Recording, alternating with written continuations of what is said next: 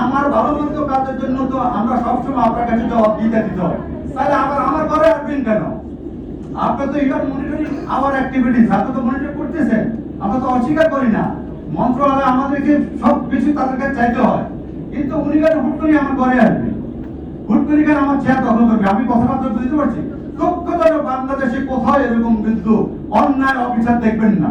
আরে ভাই, আমলা হোক আর নন নার্স হোক আর সেই ডাক্তার হোক আর যেই হোক না কেন, আমার কথা আমরা এখন অনেক শিক্ষিত, অনেক বেঁচে, আমরা অনেক ডিজাস্টারে ভোগ করতেছি, অনেক কষ্ট ভোগ করতেছি, যে কোনো মূল্যে কিন্তু আমরা খেয়াল আপনি কজনের বুদ্ধি করবেন, কজনের চাকরি খাবেন, দিস ইজ আওয়ার রাইট।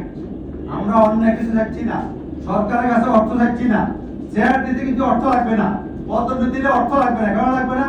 আমার সিনিয়রিটি পেতে পেতে স্কেল পেতে পেতে কিন্তু আমি স্কেলে চলে গেছি, আপনি শুধু আমাকে একটু পদোন্নতি আপগ্রেড করে দেবেন, বুঝতে পারছি? এতদিন এত বছর সিস্টেমের কারণে আমাদের পদোন্নতি হয় নাই, আমরা কিন্তু লাইবল, আমাদের নিয়োগ বিধিতে পদোন্নতির সিস্টেম আছে, কোনো সমস্যা নেই।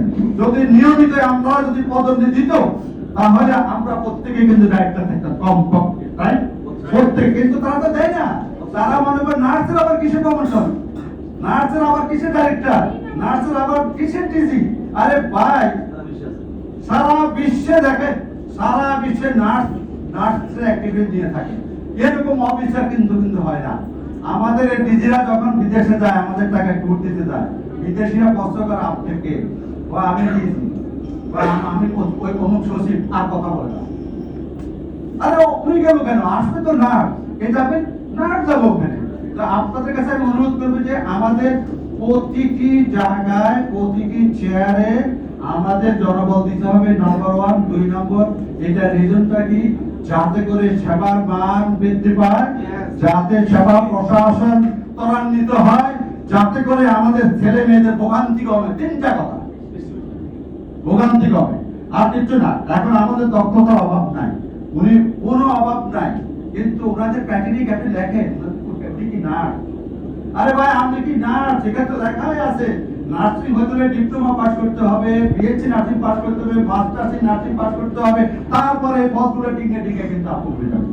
তা আপনি প্রত্যেকে উপর থেকে ডাকবেন, বলেন, আপনারা বলেন।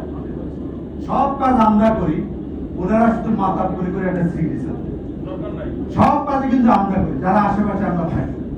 আমি আপনাদেরকে অনুরোধ করবো, আজকে আমাদের যে পয়েন্ট গুলো আছে, অনুরোধ করবো যে আপনারা প্রত্যেকটা পয়েন্ট একটু পর্যালোচনা করে আপনাদের পত্রিকায়, মিডিয়ার মাধ্যমে যদি আপনারা বেশি বেশি প্রচার করেন আমাদের ভোগান্তি, আমরা কিন্তু কোথায় উইল বি গ্রেটফুল। আমি কথাটা কেন বলছি, চিরপরে যত আন্দোলন করছি আমরা কিন্তু সাংবাদিকরা আমাদের